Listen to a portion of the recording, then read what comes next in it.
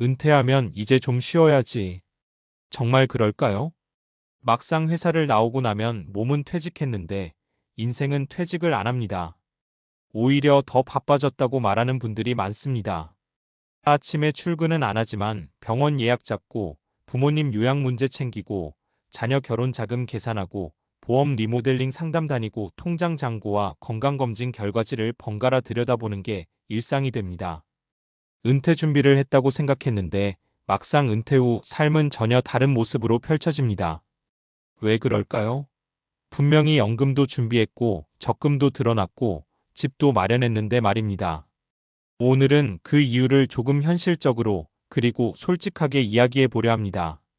특히 세 가지 키워드 자녀 결혼 자금, 요양비, 예상 수명 이 세 가지가 왜 은퇴 이후를 더 바쁘고 불안하게 만드는지 사례와 함께 풀어보겠습니다. 1. 자녀 결혼 자금 끝난 줄 알았는데 다시 시작. 많은 부모님들이 이런 말씀을 하십니다. 애들 대학까지만 책임지면 되지. 그런데 현실은 다릅니다. 요즘 결혼 비용은 부모 세대 때와 차원이 다릅니다. 전세금, 신혼집 지원, 혼수, 예단, 예물 겉으로는 요즘은 간소화한다고 하지만 막상 자식이 결혼할 때가 되면 부모 마음은 간소화가 잘 되지 않습니다. 사례 1 60세에 다시 대출을 받은 김 씨.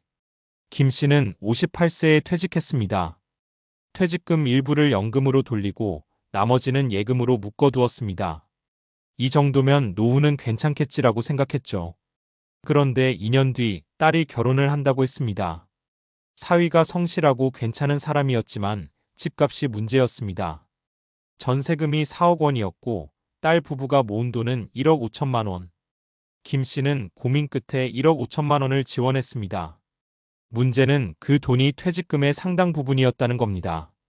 결국 그는 은행에서 7천만 원을 추가로 대출받았습니다. 내가 왜 이 나이에 다시 대출을 받아야 하나? 그는 그렇게 말했지만 표정은 체념에 가까웠습니다. 은퇴 준비가 망가지는 첫 번째 이유는 우리가 자녀 독립을 지나치게 낙관적으로 계산하기 때문입니다. 자녀가 경제적으로 완전히 독립하는 시점은 점점 늦어지고 있고 부모의 지원 기간은 점점 길어지고 있습니다. 2. 요양비 생각보다 빨리, 생각보다 크게. 많은 분들이 노후 자금 계산을 할 때 이렇게 계산합니다. 생활비는 월 250만 원이면 되겠지. 그런데 이 계산에는 빠진 게 있습니다. 바로 돌봄 비용입니다. 건강은 서서히 나빠질 것 같지만 실제로는 어느 날 갑자기 찾아옵니다. 낙상, 뇌졸중, 치매 진단 그리고 그 이후에는 월 수백만 원의 요양비가 필요해질 수 있습니다. 사례 2 예상치 못한 치매 진단. 박 여사는 남편과 함께 소박하게 노후를 보내고 있었습니다. 국민연금과 개인연금을 합쳐 월 320만 원 정도. 크게 여유롭진 않아도 생활은 가능했습니다. 그런데 남편이 74세에 치매 초기 진단을 받았습니다. 처음에는 약으로 버텼지만 2년 뒤 요양시설에 입소해야 했습니다. 시설 비용은 월 230만 원. 그 순간부터 가계 구조는 완전히 바뀌었습니다. 남편 요양비 230만 원, 본인 생활비 180만 원, 월 410만 원. 연금으로는 부족했고 결국 집을 담보로 생활자금을 마련했습니다. 박 여사는 이렇게 말했습니다. 이렇게 오래 아플 줄은 몰랐어요. 그냥 조금 아프다 말 줄 알았죠. 은퇴 준비가 흔들리는 두 번째 이유는 질병의 지속성을 과소평가하기 때문입니다. 병은 한 번에 큰돈이 드는 게 아니라 매달 고정비처럼 나갑니다. 그리고 그 기간이 5년, 10년이 될 수도 있습니다. 3. 예상 수명 오래 사는 것이 축복만은 아닌 이유. 우리는 오래 살기를 바랍니다. 그런데 아이러니하게도 오래 사는 것이 재정적으로는 부담이 되기도 합니다. 예전에는 70대 초반이면 장수했다고 했습니다. 이제는 80대는 기본이고 90세를 넘기는 경우도 드물지 않습니다. 문제는 준비한 돈은 85세까지로 계산해 두고 실제 삶은 95세까지 이어질 수 있다는 점입니다. 사례 3 85세까지 계산했는데 92세가 된 이 씨. 이 씨는 재무 설계를 할 때 나는 85세까지만 살 거야 라고 말했습니다. 생활비를 넉넉히 계산해 85세까지는 문제 없도록 설계했습니다. 그런데 86세가 되던 해 그는 이렇게 말했습니다. 이제부터는 계산이 안 맞네. 자산은 빠르게 줄어들고 있었고 의료비는 오히려 늘어나고 있었습니다. 그는 자녀들에게 손 벌리고 싶지 않아 소비를 극단적으로 줄였습니다. 겨울에도 난방을 최소로 하고 외식은 완전히 끊었습니다. 오래 살았지만 삶의 질은 급격히 떨어졌습니다. 은퇴 준비가 무너지는 세 번째 이유는 수명 리스크를 충분히 반영하지 않기 때문입니다. 우리는 죽음은 빨리 올 거라고 생각하고 질병은 짧게 지나갈 거라고 믿습니다. 하지만 통계는 그 반대를 말합니다. 그렇다면 어떻게 준비해야 할까? 은퇴 준비는 단순히 얼마가 필요하다의 문제가 아닙니다. 변수에 대비하는 구조를 만드는 문제입니다. 자녀 지원은 한도를 정해 두어야 합니다. 사랑은 무한해도 지원금은 한정해야 합니다. 부모의 노후가 먼저 무너지면 결국 자녀에게 부담이 돌아갑니다. 요양 리스크는 반드시 별도로 계산해야 합니다. 생활비와 요양비를 분리해서 생각해야 합니다. 보험, 공적제도, 자산구조를 점검해 둘 필요가 있습니다. 수명은 길게, 소득은 보수적으로 95세 이상을 가정하고 투자 수익은 낮게 가정하는 것이 안전합니다. 그리고 무엇보다 중요한 건 은퇴를 끝이라고 생각하지 않는 겁니다. 은퇴는 직장에서 나오는 것이지 인생에서 퇴장하는 게 아닙니다. 오히려 새로운 역할이 시작되는 시기입니다. 경제적으로는 더 전략적이어야 하고 감정적으로는 더 단단해져야 합니다. 은퇴 후 더 바빠진 사람들. 그들은 준비를 안 해서가 아니라 변수를 충분히 계산하지 못해서 흔들린 경우가 많습니다. 자녀의 결혼, 배우자의 질병, 예상보다 긴 수명. 이 세 가지는 거의 대부분의 가정이 한 번은 마주치는 현실입니다. 혹시 지금 나는 괜찮겠지라고 생각하고 계신가요? 그렇다면 한 번만 이렇게 질문해 보세요. 내가 아니라 내가 사랑하는 사람이 변수가 된다면? 그 질문에 대한 답을 준비하는 것, 그게 진짜 은퇴 준비일지도 모릅니다. 그렇다면 그 다음에 반드시 나와야 할 질문은 이것입니다. 도대체 왜 우리는 이렇게 반복해서 낙관적으로 계산할까? 준비를 안 해서가 아닙니다. 계산을 잘못해서입니다. 그리고 그 계산 오류는 개인의 게으름이 아니라 인간의 인지 구조에서 비롯됩니다. 이번에는 조금 더 깊이 들어가 보겠습니다. 은퇴 준비를 망가뜨리는 심리적 착각, 그리고 과학적으로 검증된 재무 리스크 요인에 대해 이야기해 보겠습니다. 4. 우리는 왜 항상 괜찮을 거라고 믿을까? 낙관 편향. 행동경제학에서는 이를 낙관 편향 아프터미즘 바이어스이라고 부릅니다. 사람은 자신에게는 나쁜 일이 덜 일어날 것이라고 믿는 경향이 있습니다. 나는 치매 안 걸릴 것 같아. 우리 애는 결혼할 때 많이 안 들 거야. 나는 그렇게 오래 안 살 것 같아. 하지만 통계는 다르게 말합니다.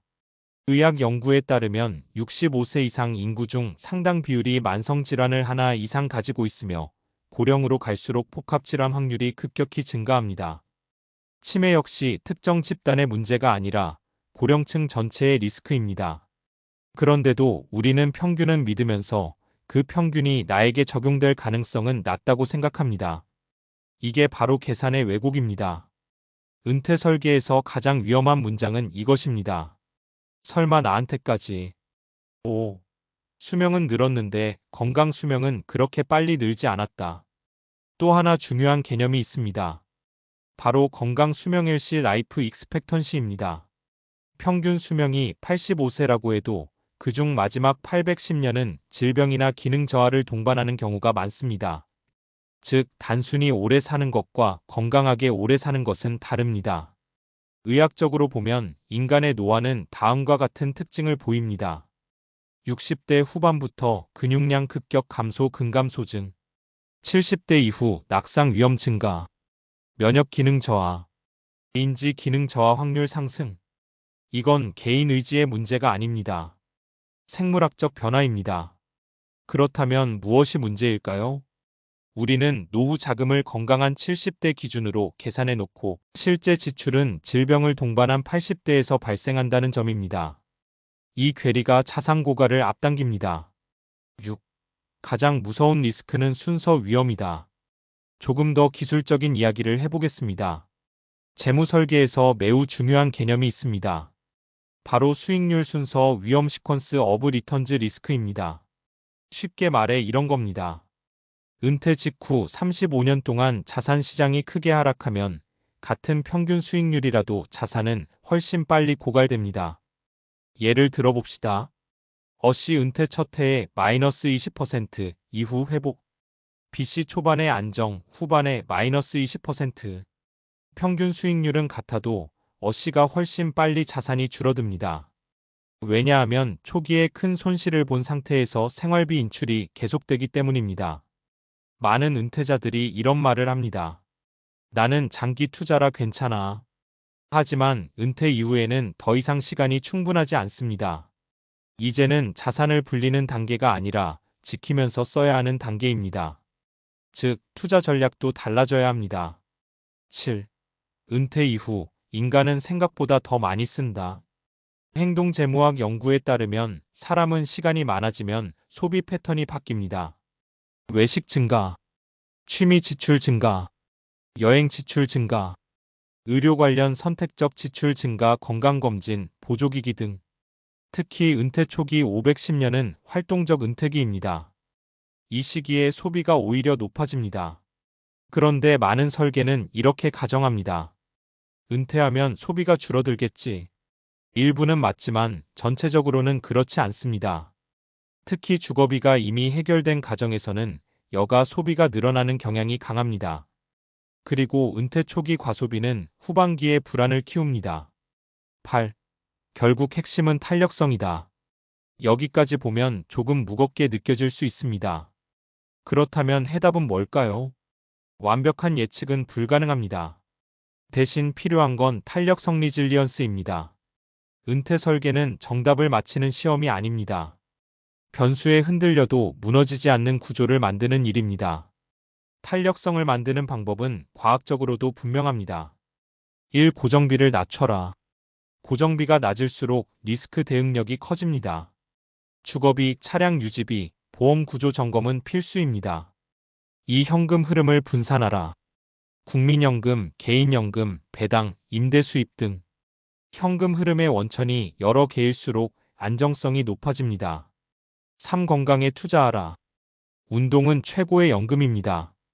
근력 운동은 노년기 의료비를 줄이는데 과학적으로 효과가 입증되어 있습니다. 근육은 단순한 힘이 아니라 생존 자산입니다. 4. 자녀와 재정 대화를 하라. 침묵은 위험합니다. 현실적인 지원 범위를 미리 합의해야 합니다.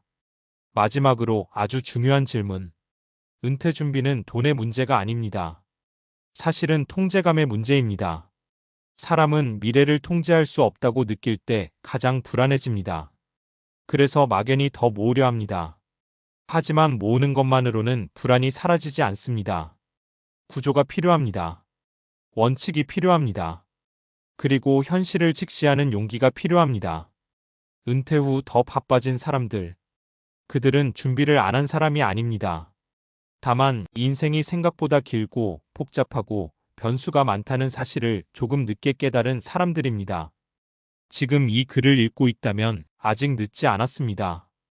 이제 질문을 이렇게 바꿔보세요. 나는 얼마나 오래 살까? 가 아니라 어떤 변수가 와도 나는 버틸 구조가 있는가? 그 질문에 답을 만들기 시작하는 순간 은퇴는 불안의 시작이 아니라 전략의 시작이 됩니다.